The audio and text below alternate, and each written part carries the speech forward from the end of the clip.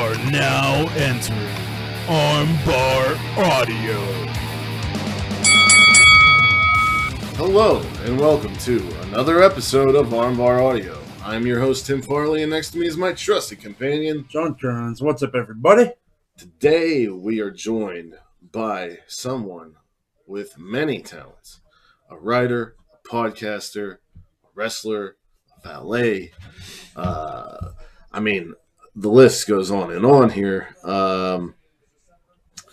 Sarah the Rebel, or if you are a watcher of WoW Women of Wrestling, Razor. Sarah, how are you doing today?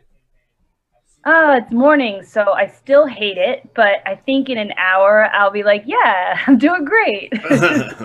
Right. Sarah and I came to talk to each other in a very odd and kind of hilarious way. Sarah, if you want to talk about that.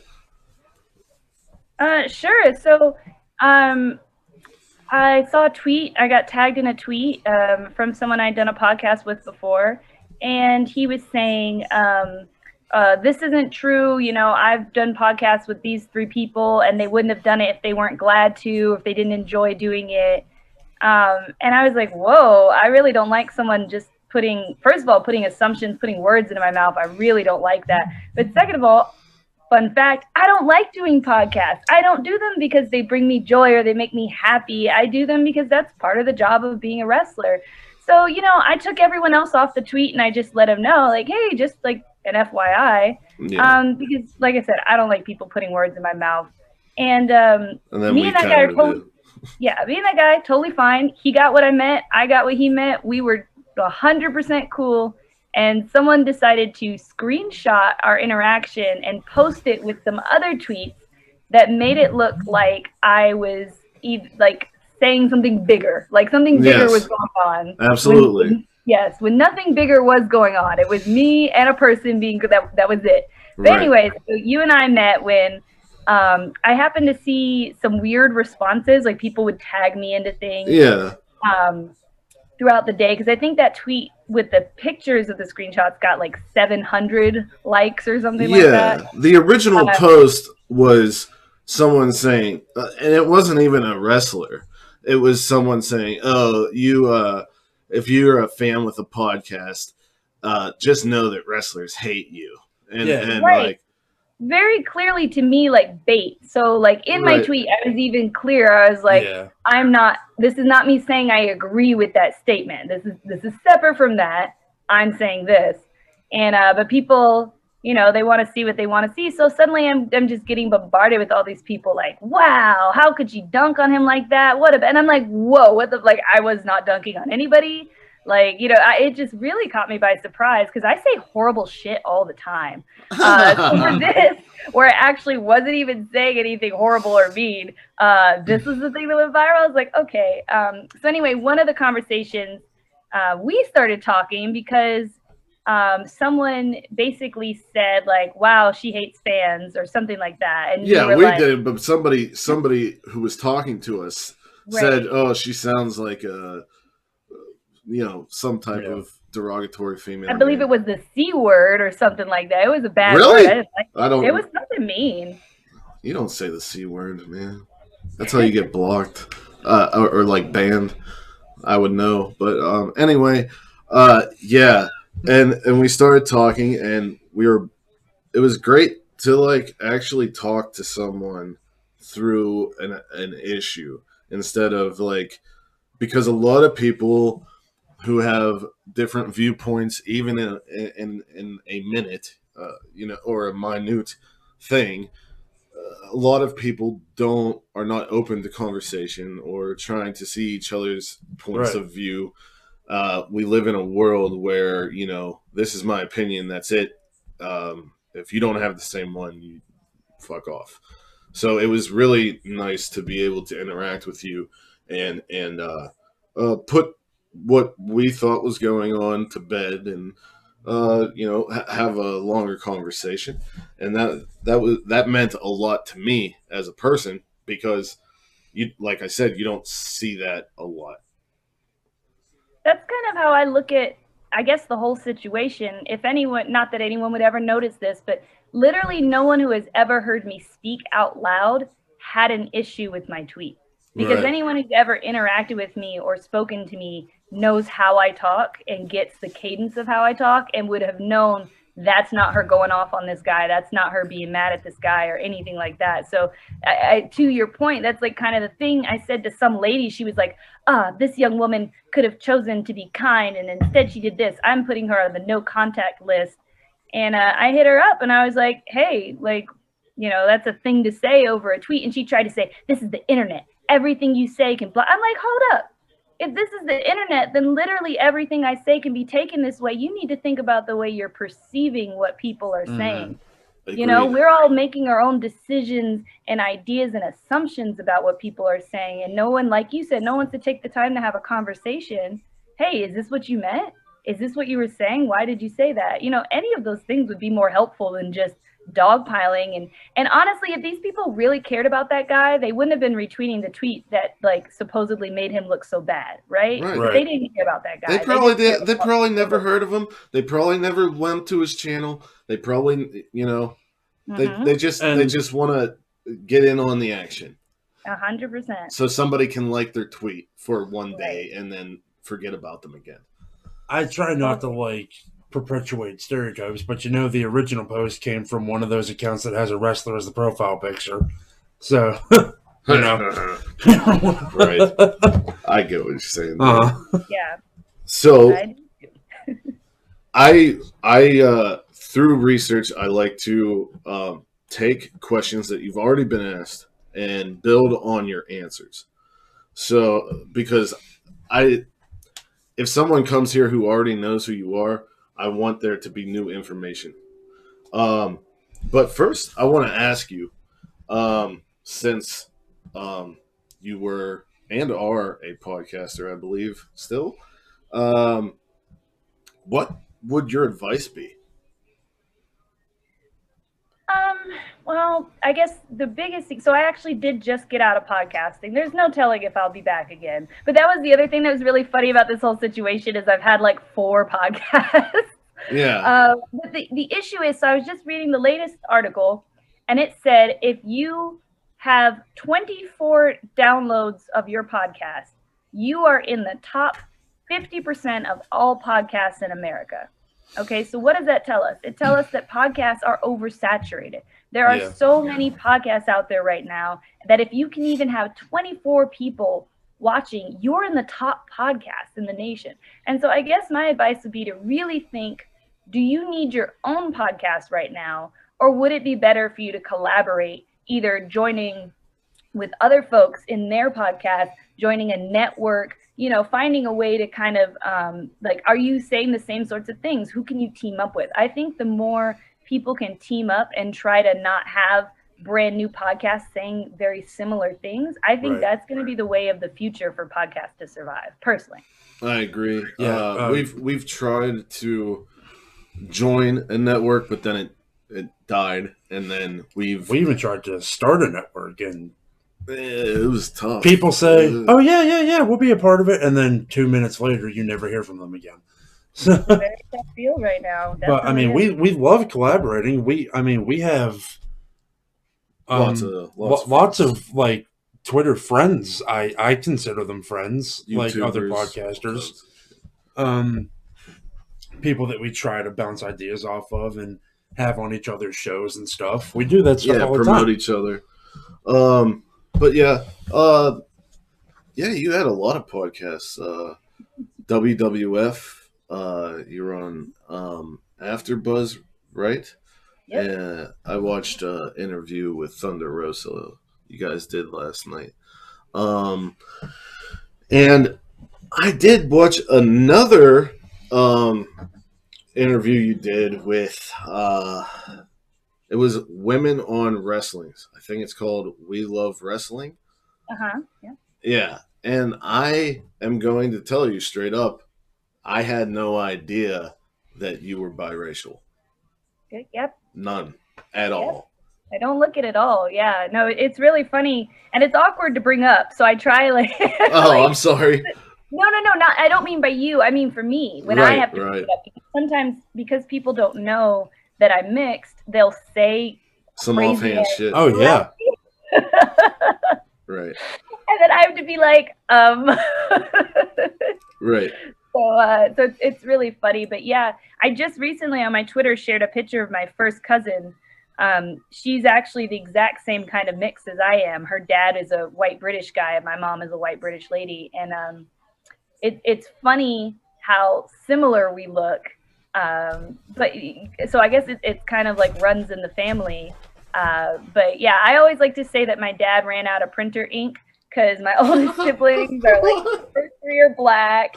And then my next one, he's half Filipino, so he's brown skinned. And then my two half German ones are light brown skinned. And then you get to me with no melanin whatsoever. So Right. I'm like, man, just ran out of ink. That's hilarious. That is hilarious.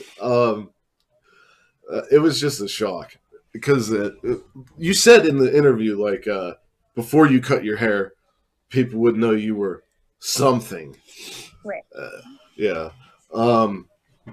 So you love You love storytelling in wrestling over everything else. And I remember listening to how you got into WoW. You were in Japan watching Stardom. A friend messaged you the writing position.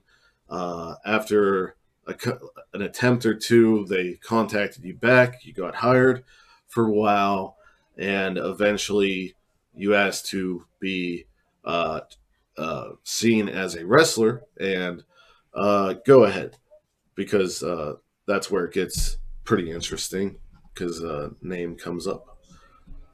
Yeah, so Selena Majors was the trainer there, the head trainer at the time, and you might know her as Bambi from back in the day. She's a little more known out in the East Coast, I think.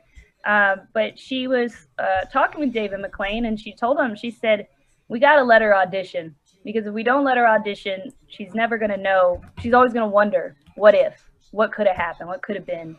And, he trusted her, so he said, okay. And yeah, I mean, I fucking killed it because that's what I do. Hell yeah, you did, because fucking Razor's awesome.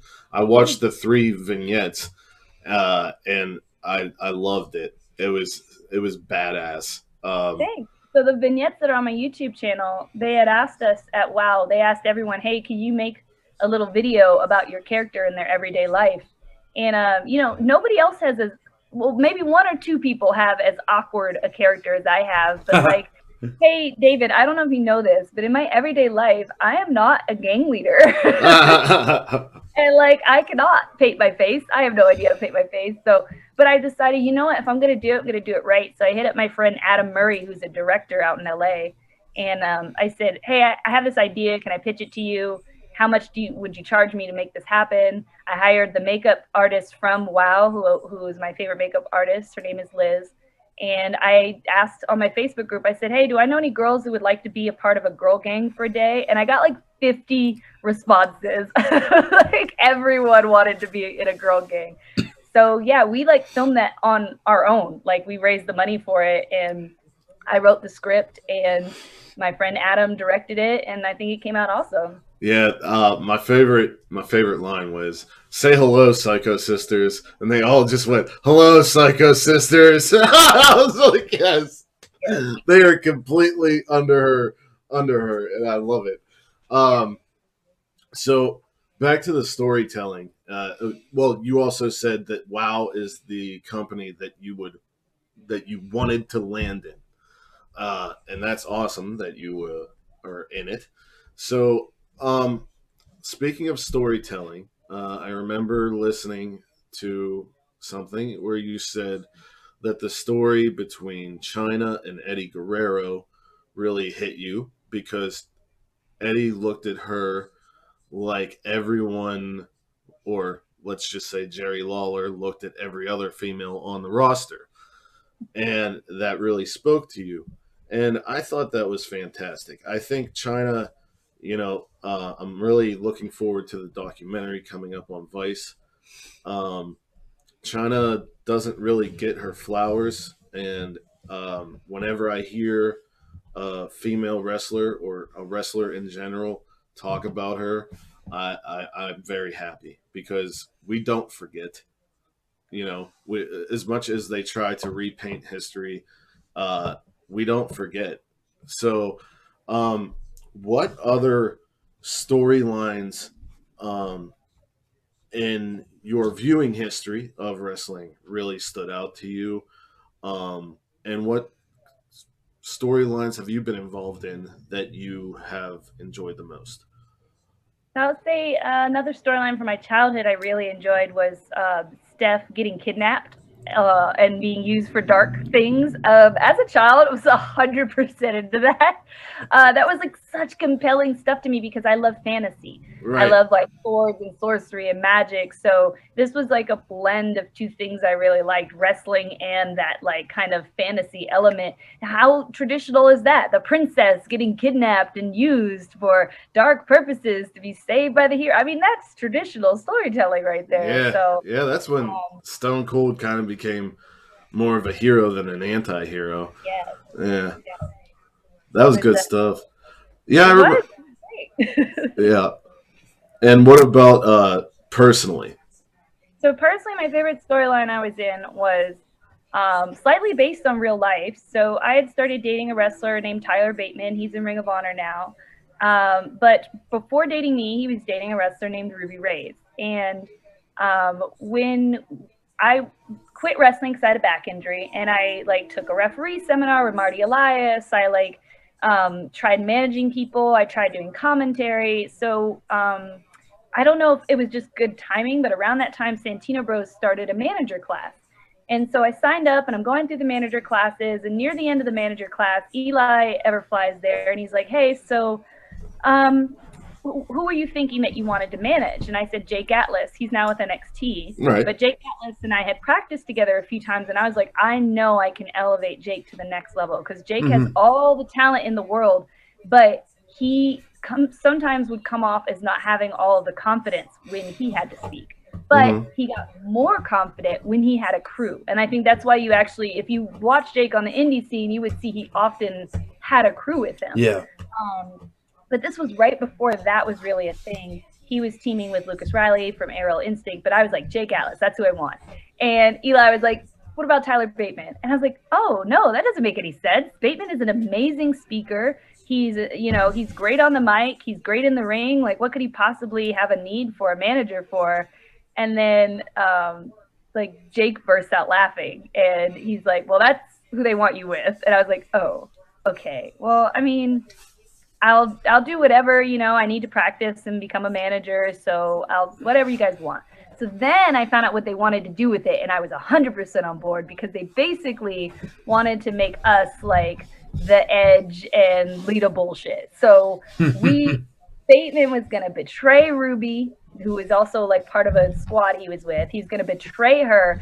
I was going to come in and help. And then we were going to just rub our romance in everyone's faces. So we became like the most hated heels and had to go through hell and back with Ruby, all these matches to finally like get the good outcome, of course, which was that she eventually takes him out, and regains her respect or whatever. But it was just awesome for that to be my first story to be in and for it to be a real story, because on the indie scene, it is really rare to have places telling stories that take place over multiple shows, and Santino Bros does it. And if you guys haven't checked out the Santino Bros YouTube to watch some of their shows, you should, because their storylines are freaking awesome. I love them. Yeah, I'm familiar with some of the graduates from that school. Like you said, Jake Atlas. I remember watching him on PCW Ultra before he got into NXT, and Brody King, I believe, came from Santino Brothers.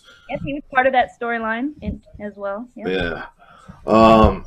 So you did talk about the fantasy genre, and I know your favorite movie is Conan, and you love Xena, and that's what attracted you to Chyna.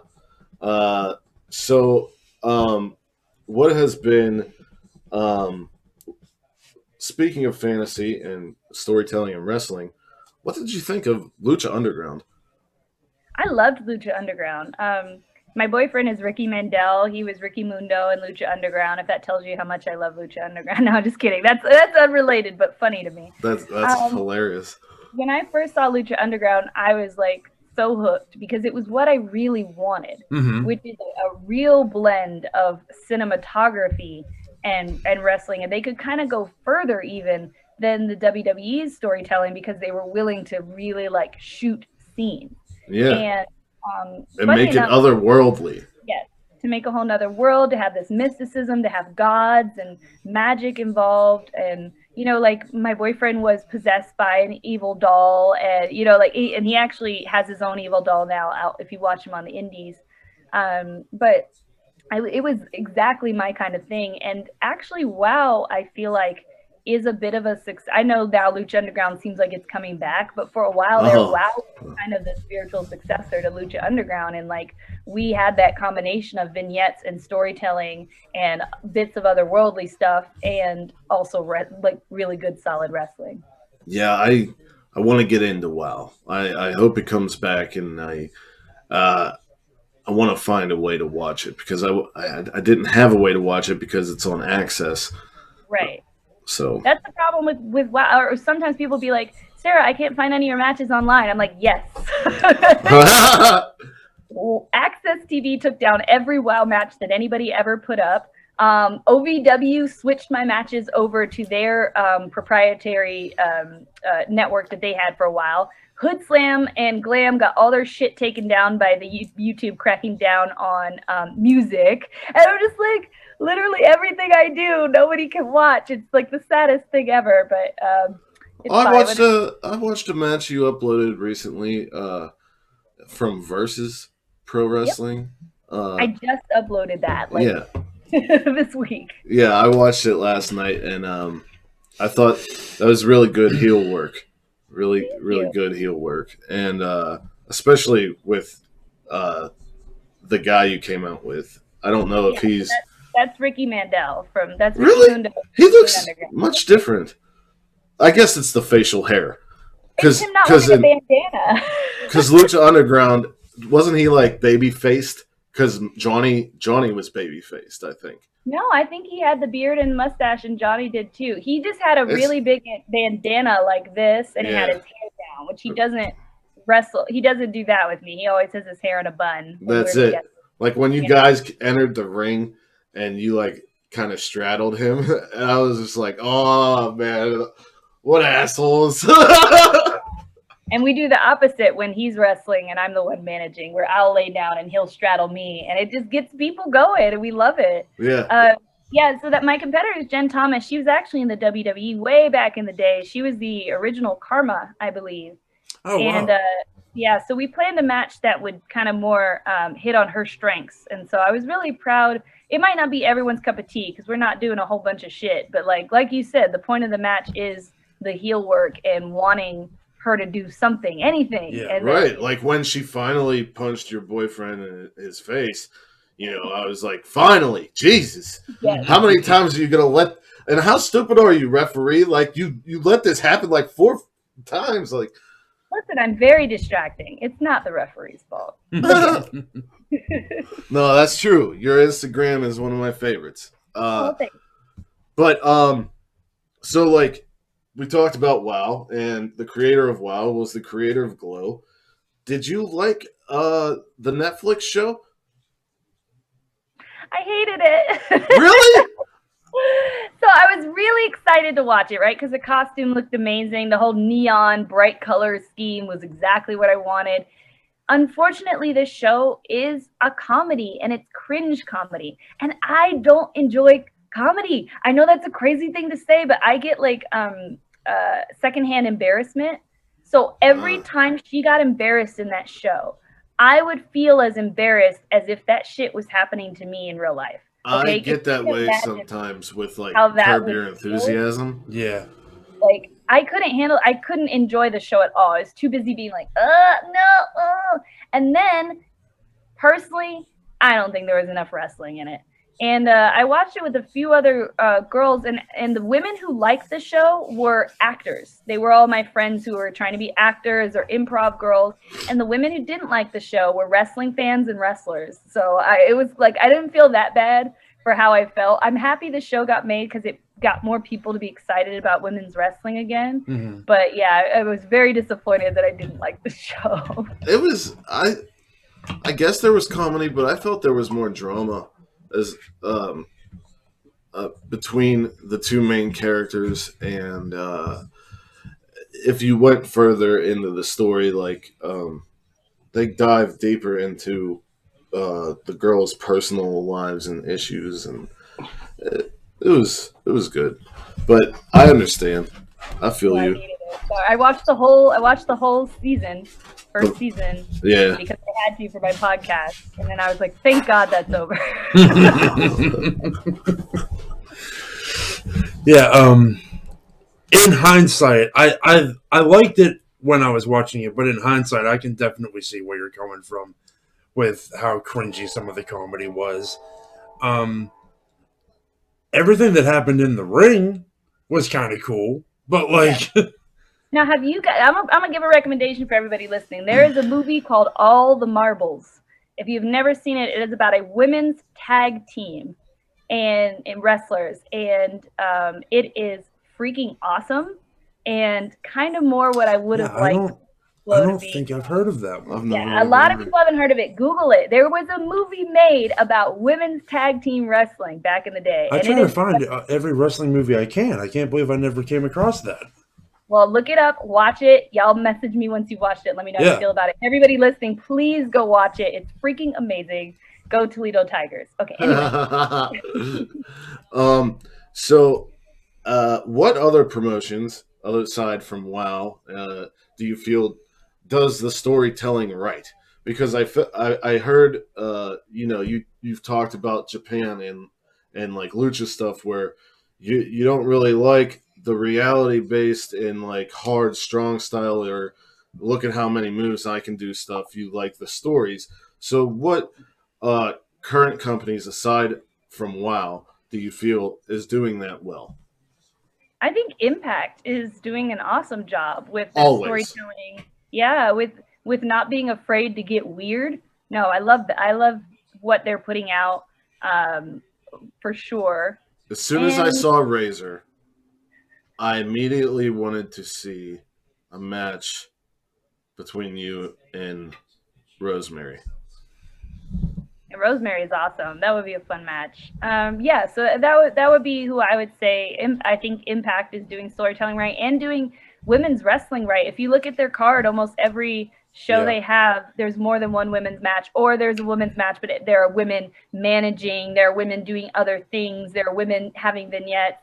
You know, I think there's a lot of companies that could learn from that. Yeah, and they really started the women's revolution in the West, in my opinion. So, speaking of stories and other promotions, what wrestlers would you want to get into feuds with? Who do you think you could work well with or tell a great story with?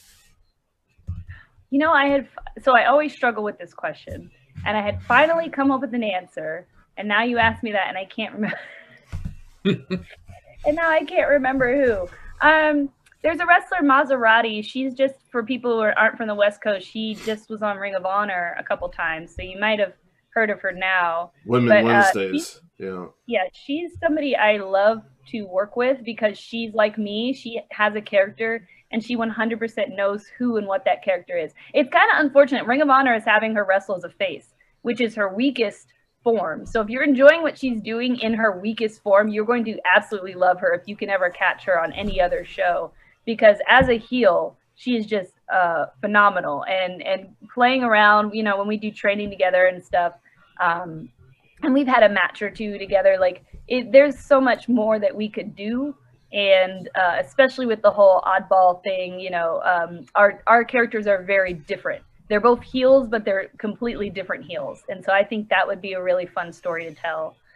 especially because she also has a boyfriend who wrestles, so we can even get the fellows involved at some point. And Well, it that's seems honestly, like everybody does. that's the thing. I really want a tag tournament of couples. Me, Ray Lynn, That'd be Sam so Adonis, cool. that peanut butter guy and his Frost Lady girlfriend. I mean, Sam the list- Adonis is They're from here, one of our yeah. homies. well, like, and Ray Lynn was like, yes, I love this idea because I know Ray Lynn from WoW. But like, there's so many wrestling couples or just even tag teams that are male and female. We Yeah. could, Doomfly. Like, we could have Doomfly, bro. Yeah. Get that's my Facade vote. and Danny Moe in there. Yep. There are a ton of us, enough to have a tournament, Mhm. enough to have several That'd be tournaments. really cool. Jonathan Gresham and Jordan Grace. hmm They're one of my favorites because, Nobody could beat them though. They can't enter. yeah, right. Right. They're both just so strong. Yeah. Jay Lethal and Yeah. every girl he tried to hit on in backstage. But anyway, Whoops. yeah, I like to throw in some weird shit sometimes. So last question I had prepared was if you had your own promotion and you had control of who was on creative and who would you hire to be your writers? Since you do have a writing background and you love fantasy genres, and what wrestlers do you think could help bring out what you would want to put out there? I would do the writing myself personally because I have so many stories that I want to tell, and I feel like a lot of people get trapped into things that don't really matter. I feel like even WoW falls into this trap sometimes where they'll tell us something like, oh, well, this person can't lose. And I'm like, okay, I know this has been a thing. WWE has made this a thing. Oh, this person, we're trying to make them strong so they can never lose a match. Let me tell you something. 90% of fans would forget that they lost a match by the next week. Yep. Like, it's not, you can tell that story much easier. You're making shit harder for yourself. So given that so many people have these, I personally feel outdated ways of telling stories, I would want myself on creative because I trust myself and it's my company. As far as people I'd want on there are people who are now getting picked up everywhere. So like Trish Adora, Maserati, Miranda Alizé. I would want, there's two really big girls that I feel like haven't been picked up anywhere and I don't know why, and those are Estrella and Freya. There's some big monster looking girls, 6 feet tall. I definitely want them on my team. Almost everyone I have ever seen at Glams, like Katarina Waters, if she'll still wrestle, Dark Chic. We love Dark Chic. If you, unfortunately, I took most of the episodes down, but like Glam was kind of the closest I felt like to the energy of WoW, where it was, you guys can do whatever you want. You can have serious wrestling matches. You can have silly wrestling matches. You can have magic or not magic. You can, we were given a lot of free reign and almost everyone chose to be wild. It's like, that's kind of what those are the people I want. The people who would given the choice, you can do whatever you want, are like, I'm going to be wild. And I'm going to turn the floor into lava. Like, those are the people I want on my show. Nice. Yeah, I kind of expected you to say yourself, because that's what I would say. That's what anybody would say, I think. Yeah, but then you got to think about, like, if she loves fantasy so much, maybe she chooses, a fantasy writer to be around, or whatever. Nah, because I also write fantasy, so I'm a fantasy writer too. There we go, got it all in the bag. So what are some of your favorite fantasy things aside from Conan and Xena? Well, as far as books, I have so many. Tamora Pierce's series taking place in Tortal, Steve Erickson's Malazan Book of the Fallen, Jacqueline Carey's Kushiel's Legacy series. So I really love fantasy books. That's like my main source of fantasy that I love. And then I just recently watched, I keep calling it the wrong name because there's an old movie called Blood and Bone. I believe it's called Blood and Shadow and Bone. There we go. I keep calling it this old movie that I used to watch on TV all the time. Anyway, I freaking loved that little series. It's on Netflix. It was awesome. Willow. Willow is one of my favorite movies of all time. The Red Sonja. Also one of my favorites. I don't care if it's bad. I love it. Yeah, I love the Never-Ending Story. Yeah, Never-Ending Story rules. Like that, just me and my mom they just put up all of the extended versions of Lord of the Rings on HBO Max. We spent like the last weekend just watching that all like in a row. Boom, boom, boom. Like it was awesome. they're coming out with an anime. Are they really? Yeah. That's cool. Which I'm old enough to remember the old anime where he was actually Native American, like he was supposed to be. Anyway, no, I There you love go. the Lord of the Rings series, and my boyfriend hasn't seen them, and so I bought the full set, and it won't play on my PlayStation 4. I think my Blu-ray player is finally given up the Oh. ghost. So I'm happy now it's on HBO Max. Yeah. 'Cause he doesn't get any of my jokes. They put What I yeah, the like normal versions and the extended versions are both there, so you got to be careful. You got to make sure that it says like parenthesis I'm extended. gonna make him watch the normal version first, because as much as Yeah. I like the extended version, I feel like it's a lot for somebody just died. Let's find out they're if he likes long. You know what I The mean? extended version of Two Towers is almost 4 hours long. Jesus. It's insane. When I saw the runtime, I was like, "Oh, how much more could there be?" very thick. Yeah, What did you think about the end of Game of Thrones? I hated it. A lot You know, of I people was did. a lot of people did. I'm It's- I'm a reader, so I read the books, and I was kind of trying to hold off on the later seasons of the show because I didn't want to spoil it for myself. But then I was like, you know what? This man hasn't written in like 10 years. I'm just gonna watch the shows, yeah. and it's made me not want to read any of the books now. Well, I don't because I'm like, know. I don't know stupid ending. if that's been exactly how kinda- he's going to yeah. make it. And he's been kind of transparent about how the show has deviated from the books entirely. At the end, like At the end. like what they Listen, did. as a fellow author, let me tell you something. I read the author's note at the beginning of the third book, and Yeah. I said, "Oh no, this man does not want to write anything else." in Yeah, this story." it's like why start it if He you're not doesn't going to want finish to it? write it. Right. Yeah, I actually kind of liked it. I didn't like how they did Daenerys because I was behind her for so long, and then You were behind a crazy bitch. She's been crazy this whole time. She melted people. She locked them in things to suffocate. She didn't listen to anyone who gave her advice on, hey, maybe don't use this demon witch to do, bad shit to your husband. I'm sorry. I never liked Daenerys ever. And in the book, she's fine, whatever. But I get why people get behind her, but she's been crazy the entire time. So the people Yeah. who try to be like, oh, they made her crazy. No. Please go back, watch the episodes. well, what exactly did you not like about how it ended? I didn't like that we never got the answer about the King of Night, that we basically they invaded. We don't know why. We never found out what was up with that. Yeah, and the children, right? Right, all like- that went out the window. Right, there was no answer. I didn't like that final battle was shot so darkly. Also, because I literally had to stand It was up that so entire stupid. episode. Same. Yeah, to be able to see what was. I get that we want it to be dark, but it needs to be clear. We need to be able to see it. There were some statements made by some characters that were wacky as hell. I didn't like that we tried to give a redeeming arc to Jaime and then sent him right back to die in that bitch's arms. Exactly. Why make me think that he's decent and then? bye. Didn't like that. I didn't like that more dragons died. That made me sad. I didn't like that the Black Death friend had to be fridged. That's such a stereotype, and I didn't like that they did that.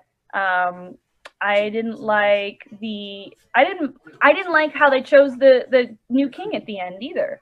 But I get that one a little more. I think they didn't thematically lead up to it in a proper way. But I guess what they were trying to say is, hey, the old way we have done things by bloodlines is stupid as fuck. Let's not do that anymore. Yeah. But to then go around and choose somebody who was a noble and had a blood, you know what I mean? And especially to pick a magician in a world where magic is not really accepted. To me, that ending made no sense. I was like, why? You're just doing it still. Yeah, You're not making the point you think you are. and going off of fantasy and looking at what's this? Oh yeah, I was just gonna say that. I took a look at the nerdy but flirty stuff and how it's like a female-led, female-owned geek and gaming site. And I'm a huge gamer. So going off of the gaming, going off of the fantasy, I know you had to have played Skyrim. Did you like Skyrim? So I played Skyrim and got a bug that first got people with PS4s, or maybe it was PS3s. I think, yeah, I think it was PS3, where your save file got too big, and so it would crash the game constantly. I don't know if you remember this back in the day. No. But so when I tried to play, it was like a big thing that was happening to everyone with the PlayStation. So when I tried to play Skyrim, I actually got that bug and couldn't get past it and sold Skyrim like immediately. That So sucks. it's not one of my favorites, but Dragon Age is my favorite series. Dragon Age rules. I really Dark like. Souls.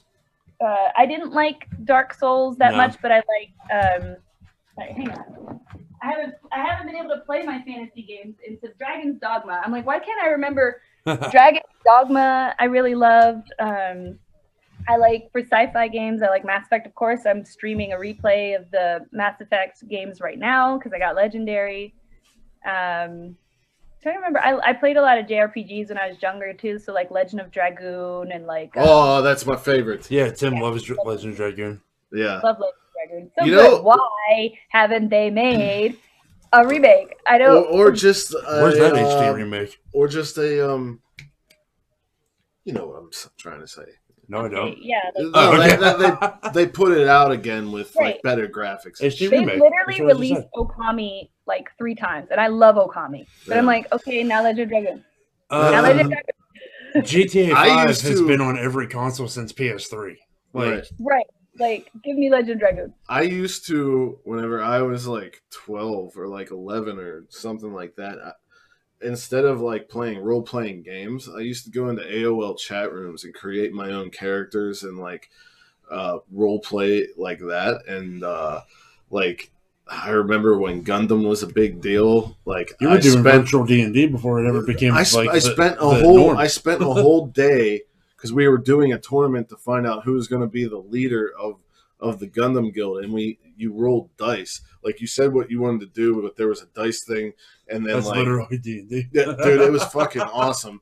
And me and the last person, we actually had like an online relationship after that. It was hysterical.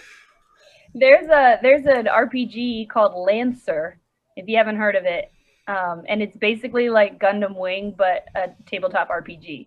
And wow. you can build your mechs like it's modular, like that trade out, your weapons and your wings and your frame structure, all of that. Highly recommend. It's really fun. So It's called are you a big tabletop gamer? I used to be more of one, but the pandemic has kind of. Yeah, I never I've never properly played D&D, but the tabletop game that I was into when I was in college actually, for a very long time, I multiple times a week would play Shadowrun. Have you ever heard of Shadowrun? Yeah, I know Shadowrun lots is cool. of people play Shadowrun. So I played the first RPG I played was the Dragon Age RPG, not the game, but the tabletop RPG. Because I used to work for Felicia Day's company, Geek and Sundry, Okay, cool. and they owned Tabletop, which was Will Wheaton's show where he would play tabletop games. So we had all these free tabletop games, and they were like, Sarah, take what you want. And so I loved Dragon Age, so I took the Dragon Age game. Happened to be they have these events called Game Dev Drink Up, where people want to make video games, they meet up, they can network. So I'm at one of those. I'm talking about how I've never played it, but I have this game and I don't know how to play. My friend volunteers this guy. He became my DM for that, for Dragon Age, and for Monster of the Week. For like the next 5 years, I had like 2 games a month running out of my house. And then during the pandemic, we played a game with a bunch of other wrestlers, including Dark Sheik, Anton, Sophie, Shug, what do they call him? Pineapple Pete from AEW. Yeah, Sugar Dunkerton, yeah. So we played an RPG for a few weeks. And then I can't remember what that one was called because it was a newer one. I hadn't heard of it yet. But you can find those on Twitch. And then I played the Lancer RPG with some friends as well. Nice. And Nice. so for my last question, have to. Saw you recently in a picture with a Dragon Ball Z shirt on. Who's your favorite character? Oh, it's Piccolo. Fuck yes! No one ever says Piccolo. I have awesome. I have a Piccolo shirt, and people were like, "Why do you have Piccolo?" And I'm like, "Because he's fucking Piccolo badass." rules. Because he's the best. He's a good daddy, and he's cool. And he actually, so somebody pointed out to me, he's basically, he's Rose from Legend of Dragoon. He's like the person who knows a lot, but is just quiet and leaning on the wall while everybody's talking. Like that's always my favorite character in like any kind of anime is like the quiet badass. And so that's my little Piccolo. That's awesome. What other animes do you enjoy? Outlaw Star was my favorite. You're the only other person who knows what that is that I've ever talked to. He has this like baby blue Outlaw Star shirt that he wears so much. You have like, an Outlaw Star shirt? He has I've never a seen shirt. He has T-Public. He wears it. The logo is like all faded and like chipping off. But like, no, it's still in good shape. The Steven Universe one's fucked. Yeah. No, I had that was my ringtone for a long time, the Outlaw Star intro. Yeah. And the outro is one of my favorite songs of all time too. There's another show called Bodacious Space Pirate. That was a really great one. Tangatapa Gurren Lagann, which is I think most people know about that one by now. I started watching the newest one I'm watching is I can't remember the word for it. The Ancient Magus Bride. There we go. I couldn't remember the word Magus. And unfortunately, Crunchyroll is being a butthead about making it easy to watch. But wow. I really enjoyed the show, so hopefully I can figure out a way to keep watching it. That's awesome. I'm so happy to hear Outlaw Star out of someone else's mouth or fingers, whatever. Yeah, I mean, my favorites are My Hero Academia and Hunter x Hunter. Yeah. So I started watching My Hero Academia and I did like it, but once I got behind, I had a really hard time. Like, I'm like that well, that's why I won't watch One Piece. Like, I refuse. Shit, that's why I won't watch Falcon and the Winter Soldier. I watched episode 1. I was like, this is awesome. But then, like, I missed the next episode. And then I was just like, oh, shit. There's like 7 of those episodes. Yeah, I know. Well, we were going to do it we have another kind of, like, podcast called The Gooniverse where we talk about whatever the hell we want. And like things that aren't wrestling. And we were going to review that, and now it's not going to happen because we missed the bus. We missed the boat. Okay, y'all need to stop being lazy and catch up. But I watched this episode of Loki, and that was good. Fuck yes, I watched it last night. Yeah, okay. We're not going to say any spoilers, but It's more, to me, it's more what I wanted from a superhero show than any of the other shows have been. I won't say a spoiler. Yeah. But when he is in a room by himself looking at things, and there's no words, such great acting. Yeah. I almost cried.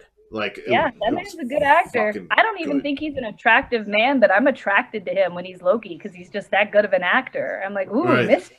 I love it. Right. Well, Sarah, it was great to spend time with you and talk to you.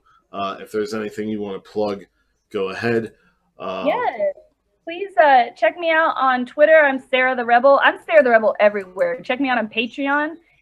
We have fun events all the time, and we do photo shoots, and it's like a great way to talk to me one-on-one versus any other social media where I kind of get a little inundated. On Patreon, you are my number one. I'm talking to you. So patreon.com/Sarah the Rebel, and then you can find me anywhere else that there is a website. Try typing in Sarah the Rebel. If I'm on there, you will find me. Thank you so much for joining us, and it was a pleasure. Ditto. Thanks for having me. Oh, buy a shirt. Buy a shirt. That was Sarah the Rebel. Hopefully you enjoyed our interview with her. Check her out on Twitch, Patreon, everything that she has said. So, wherever you are in the world, whether it's morning, noon, or night, you have a great one. Peace and love to all of you. Bang!